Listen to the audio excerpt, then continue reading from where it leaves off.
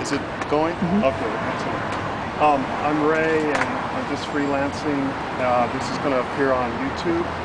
And so I just would like a little background. Well, first of all, your name, not whatever name you want to give, and occupation or what your activities are. My name is Warren. I'm a student at the Graduate Theological Union in Berkeley at the Pacific School of Religion. The Graduate Theological Union is a consortium of schools, and so the Pacific School of Religion is one of the schools that's involved in there. So I am a student there, and I'm studying to enter into religious life of some sort, not necessarily ordination just yet, but studying to enter religious vocation, religious organizing religious people is probably more towards what I'm going for, and particularly organizing progressive people of faith around issues of social and economic justice. And so you have decided to come here, and you set up the tent and everything. What was your motivation for coming here? I think part of it is my faith. A large part of it is my faith. Growing up, hearing the stories of Jesus talking about the poor and how important Jesus' ministry to the poor was to the biblical writers, that it's repeated over and over again, that we as Christians need to side with the poor at all times in all situations. And unfortunately, over the last so many years, as a country, as an economy, we have not sided with the poor. And that's just deplorable. It's not okay.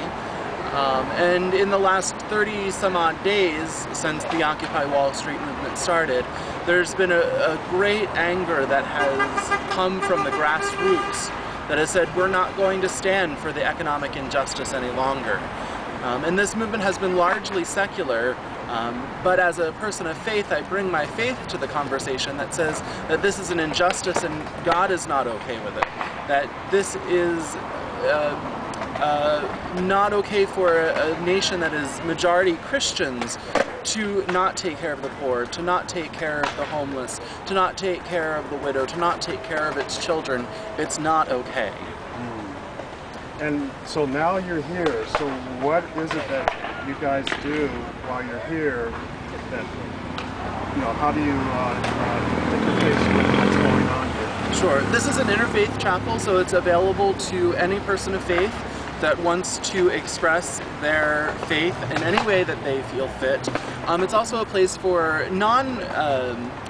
people of no faith to express their hope and desires for peace and justice in the world in their own way. So it's a space where people can express part of themselves that they can't express elsewhere. It's also a place of listening. Our culture does not listen to people. We silence them, we ignore them, especially the people on the margins. And so a large part of my ministry here has been a ministry of listening, just sitting and talking with people and doing something completely radical and let them tell their stories. And it's been a privilege and an honor, and I've heard so many wonderful stories that just don't get told about a woman and her 3 children that are about to face foreclosure and they're not sure what they're going to do, or the homeless person that sleeps on the street every night and begs for food and doesn't know where his next meal is going to come from. And it's just been such an honor to hear those stories, and also the stories of people who have been hurt by religion.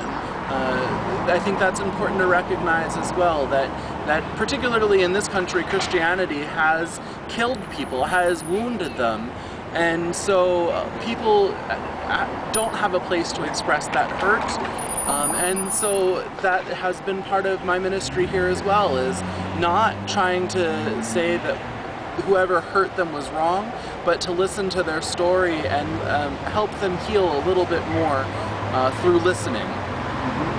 Is that kind of heavy for you to take on? Is it a burden for you to all these feelings and the hurt and the dreams and As it is tough. It's tough to hear stories of hurt and not be able to do anything about it. There's no way that I can end a foreclosure. There's no way that I can singularly house everybody. But through the actions here and across the country and across the world, where people are demanding for a more just and equitable system, there's a way to change it. But I, as an individual, cannot do that. So coming together is the way to do that. And it is very difficult, and it takes some spiritual grounding, and I do start my day with morning prayer and evening vespers and meditation throughout the day to kind of unwind from the tightness, the anger that comes from hearing these stories of injustice and these stories of violence. If someone watches this on YouTube and they're listening to you and they feel kind of inspired, is there any way that they could contact your group? Or? Absolutely. We do have an email address. It's BSS, the number 4, OWS, sorry, BSS4OWS. It's Berkeley Seminary Students for Occupy Wall Street at gmail.com. And you can follow us on Twitter with the same name, BSS4OWS. And also there are other folks that have been doing this sort of work. We take a lot of our inspiration here from the protest chaplains at Occupy Boston. That's where we kind of got the inspiration, the idea for this. And so on Twitter, their protest chaplains is their Twitter handle, and so you can follow them and ask them questions and get involved if you're over in the Boston area. There's also protest chaplains at New York, but I don't know their information, but if someone emailed or Twittered me, I can find that and get that to them. But there are protest chaplains springing up at all of the occupations. Excellent. That was great. Thank you very much. I really appreciate it. Yeah, absolutely. Can you email me once you put this up, of or course. if you put it up or edit it or in the